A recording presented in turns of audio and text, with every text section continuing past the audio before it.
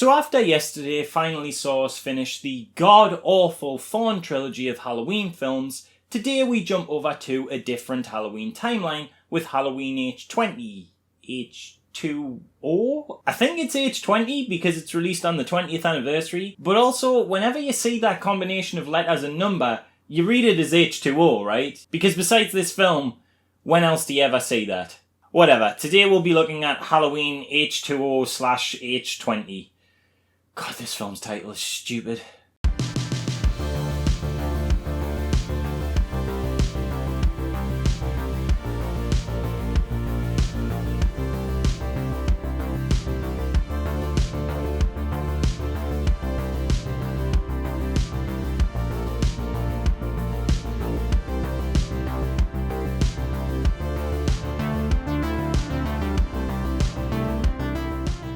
So Halloween Chemical Formula of Water is the 7th film in the Halloween series, though you wouldn't necessarily think that from its plot. That's because this film sees Jamie Lee Curtis returning to her iconic role of Laurie Strode for the first time since 1981's Halloween 2. But wait, I hear you cry. Didn't Laurie Strode die in an off-screen car crash that took place between Halloween 2 and Halloween 4?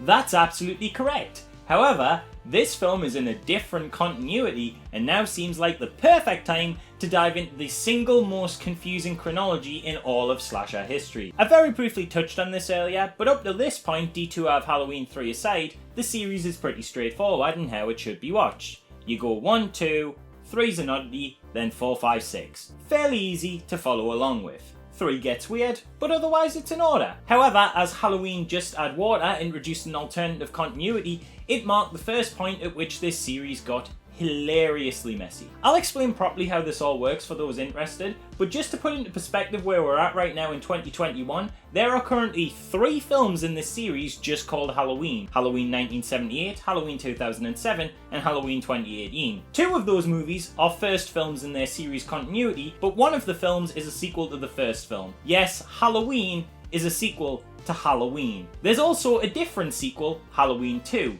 Not, of course, to be confused with the other film, also called Halloween 2. The newest film in the series is technically the 3rd film in the original film's continuity, but it is not called Halloween 3, and instead Halloween Kills. Halloween 3 is, of course, completely its own thing. It is not a sequel to Halloween 2, nor is it a sequel to Halloween 2. Halloween 4 is the next film to take place after Halloween 2, but also Halloween H20, the 7th film released in this series, is also a sequel to Halloween 2. That's the original Halloween 2, of course, and not the second Halloween 2. That film's obviously a sequel to Halloween, not Halloween. If you're unfamiliar with this series, you might be thinking, Dan, what the fuck are you saying? But look, I'll explain it really easy.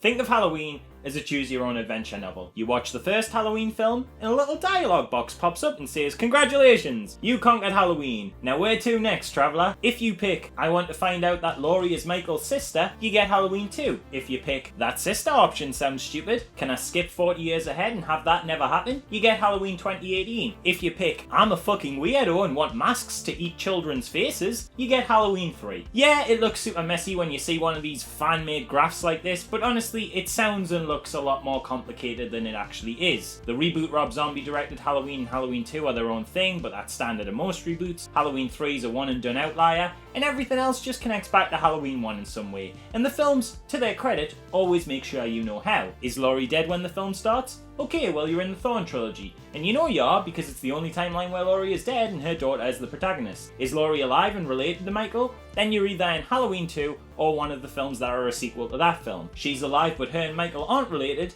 then you're in the current and my personal favourite timeline. Is it a little confusing that Halloween has 2 direct sequels, one of which also has 2 direct sequels? Yeah, but that's just how it is. I had to get to this shit eventually, might as well do it at the first timeline split. Speaking of, all of that is just to say that Halloween Hydration here is a direct sequel to Halloween 2 and completely ignores the films 3, 4, 5 and 6. So, question is, why? Why did we start again? And if you watched my video yesterday, the answer is probably pretty obvious. The Thorn trilogy had started off commercially promising with Halloween 4, but by the time Halloween 6 came out with its critically panned, incomprehensible narrative that didn't even go down well with a lot of the die-hard fans and proved to be another commercial flop, that particular narrative had wrought itself into an unsalvageable corner that nobody in their right mind wanted to see more of. Not even the original potential writer for Halloween 7, Daniel Farrens. You see, Mr. Farrens, during pre-production of the 6th movie, had a treatment for the 7th called Michael Myers' Lord of the Dead, which was supposed to pick up straight where 6 left off and have that film's protagonist Tommy Doyle find out the whole town was in on this weird cult conspiracy unearthed in that movie. Why did this not happen? Because he saw the end result of what 6 became upon release and thought, "Oh Christ no," stating in an interview that he honestly could not bear to watch another one of his scripts turned into a debacle, especially another Halloween. Oof. There was a briefly considered direct-to-video continuation with Myers and a copycat killer at an all-women's boarding school. That would probably have been about as good as it sounded, which is to say, not good. Thankfully though, that was scrapped, and somewhere along the lines, an uncredited Kevin Williamson of Scream fame wrote what would be the foundations of the film, bringing back Jamie Lee Curtis as Laurie Strode, but initially keeping it in the Thorn trilogy continuity with the suggestion that she had faked her death. But after some further rewrites, all that shit was just retconned entirely, and it was decided those films just didn't count. From this point on, it was Halloween 1, Halloween 2, this movie, and nothing else mattered, in a wild canon revision that would give comic book continuities pause. Writers Robert Zappia and Matt Greenberg put together a final screenplay based on Kevin Williamson's initial premise, albeit tweaked to take place in this new timeline, and ignore the artifacts and plot beats it had left in it from films 4, 5 and 6. And we're all good, right? 20th anniversary is coming up, Jamie Lee Curtis is super up for the story idea they've got, and is coming back to play the lead, bringing a greater star power than the series has ever had before now that she's mega famous off the backs of big hits like Fish Called Wanda, Trading Places, and a Golden Globe winning performance in James Cameron's True Lies. Should all be smooth sailing, right? Well, there's one big and strange hiccup. Jamie Lee Curtis has an arc for Laurie in her head, one about trauma and overcoming it. Themes that are in fact present in the film, but Curtis wants to end that arc, ending the series through killing Michael. Just one problem. You cannot kill Michael Myers. And I don't mean like, oh, the character's super strong and hard to beat. No, I mean you literally cannot kill Michael Myers. It's illegal. Series overseer Mustafa Akkad had a clause written into contracts that writers could not kill Michael Myers off. That's real, that's a thing. Does this make Michael Myers the most powerful slasher villain? I think it does. If there was ever a versus fight to the death between him and any other character, legally, he can't lose. Now I for one am delighted to find out about this little bit of trivia. Curtis, however, was less thrilled. When she found this out and the original ending left Michael Myers burning in a fire but with an ambiguous fate as to whether he survived it or not, she threatened to walk from the project on the spot. That is, until Kevin Williamson came back for a little bit of extra script doctoring and created a way for Jamie Lee Curtis to have her ending and audiences get a chance to see the film and get a big sense of finality and closure that didn't at all hint toward a sequel, something Curtis insisted upon, but that also had a cheeky little setup going on in the background that made sure they could start a sequel film that followed the events of this one and still have Michael Myers. And it's oh boy, it's a doozy. But we'll get to that. And you might have to wait for the next video for that one. With that ironed out though, Curtis was happy to stay on. They attached a director. Initially they offered series creator John Carpenter, but angry that he hadn't received revenue he felt he was owed for the original Halloween, he asked for a $10 million starting fee and a 3-picture deal, to which Akkad went, "Ha! Get fucked, mate!" And Steve Miner, who directed Friday the 13th Parts 2 and 3, was brought on instead, presumably for a much cheaper fee. And how was the film? It's alright. It's pretty decent. Halloween Squirtle Edition is set naturally in October 1998, 20 years after the first film, and it begins with a young Joseph Gordon-Levitt, yay, who dies. Aww. When Michael returns to his neighbourhood to rob the nurse next door, and he, along with his friend and the nurse herself, end up in his path. The reason for his burglary is it turns out the nurse was someone who had taken care of Michael's old doctor, one Dr. Loomis, until he passed away. Amongst her possessions is the good doctor's old files, including one on a certain missing Laurie Strode, which Michael has something of an interest in. Cut to titles and we find out in a montage of headlines that Laurie is believed to have died in a car accident, only No, she hasn't. So frightened of Michael Myers returning to finish what he started, she's tried to cover all tracks that lead to her by faking her death and changing her identity, and is now headmistress of private school Hillcrest Academy, going by Kerry Tate. Also at Hillcrest Academy are the rest of our main cast, including Laurie's love interest, the school's guidance counsellor Will, Laurie's son John, his girlfriend Molly, and their friends, a couple called Charlie and Sarah, and of course, professional rapper LL Cool J, who plays security guard and aspiring erotic novelist Ronnie. He turned just in time to see her enter the room.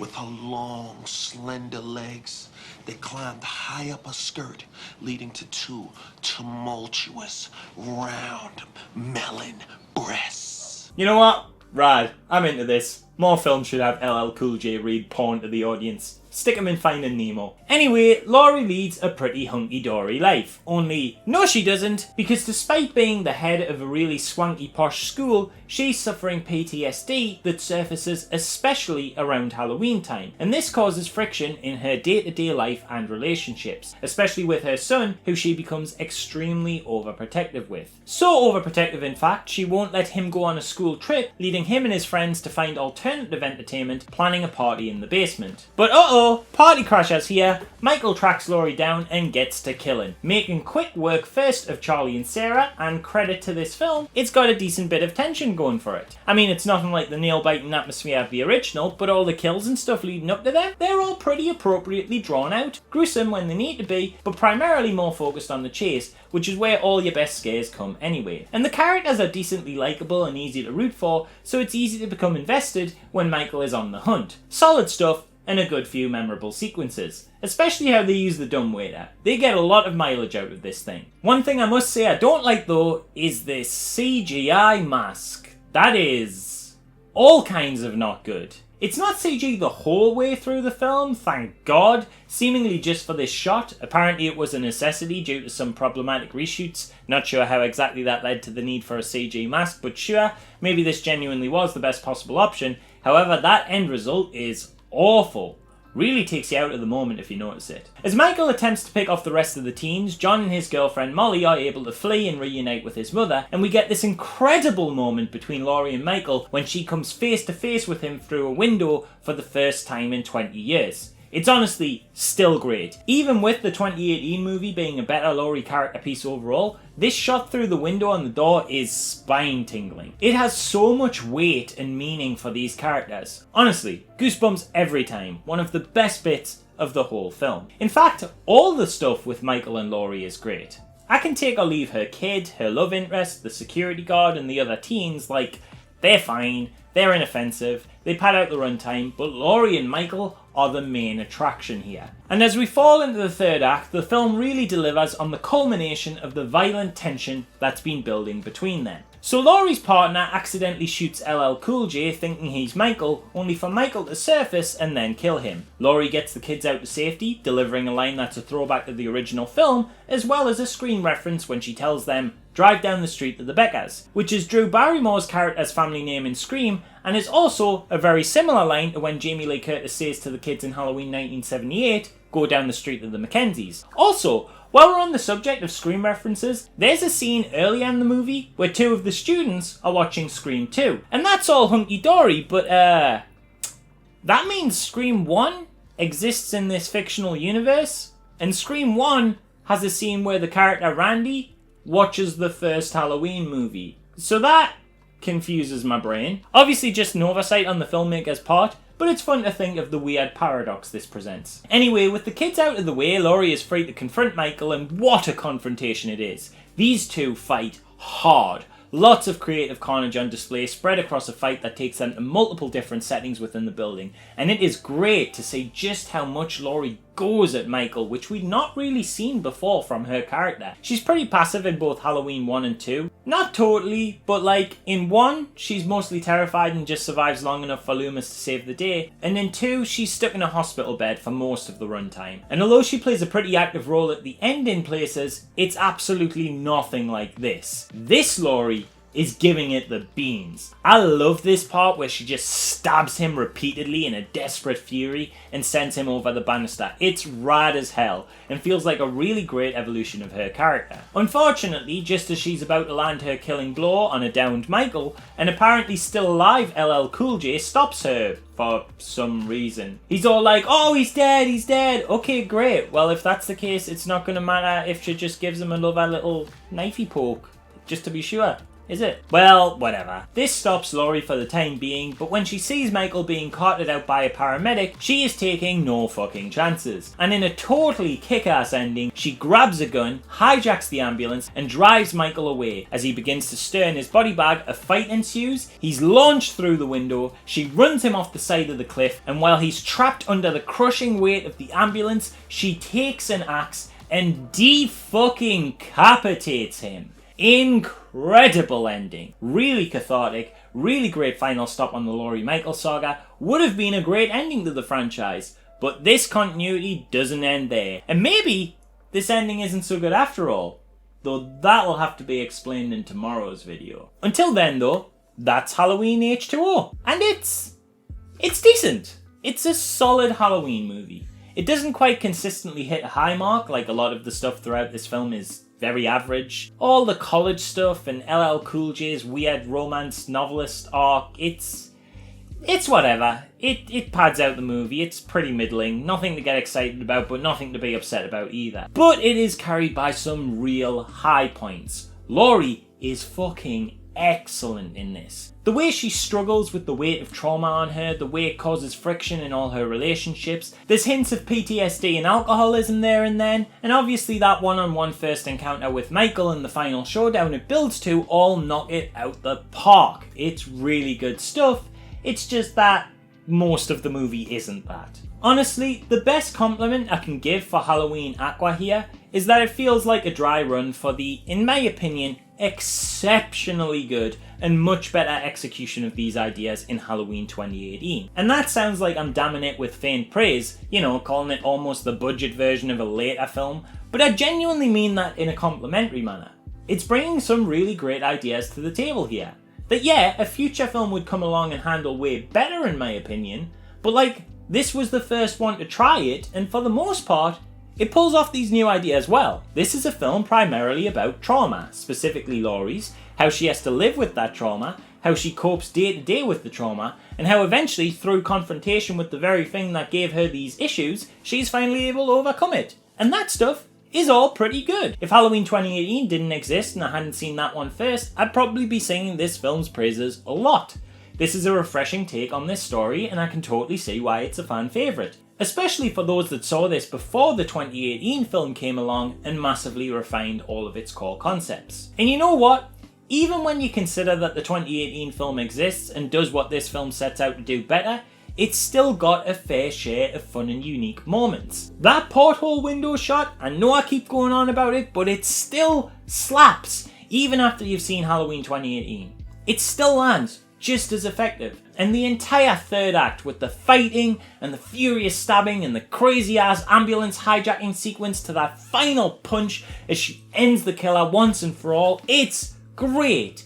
Love it. Hell, it killed Michael. Like, plainly killed him. No other film in the series has done that so unambiguously. Even the 2018 film couldn't get this ending because they couldn't kill the character off like this. Only, wait a minute. Neither could Halloween H20.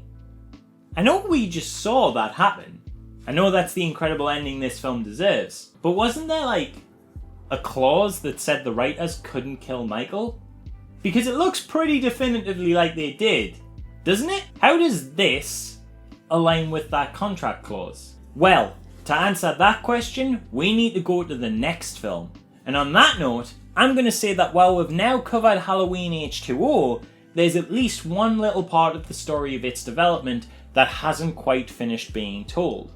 But you'll find out what that is when you come back for one of the most universally hated films in the entire franchise, with Halloween Resurrection, which we'll look at tomorrow. Be sure to subscribe to my OnlyDans at the red button below and hit the bell for notifications so you don't miss that one when it drops. And also, of course, do let me know if you've enjoyed this video with a like and a comment. And if you're really enjoying the show and would like to support the channel, then you can do so by becoming a patron at the Patreon link in the description, where you'll also get access to some cool exclusives for your troubles. That's all from me for now, so as always, I've been Dan Drambles, you're watching Wholesome Halloween 2 Slasher Season, and I will see you again tomorrow.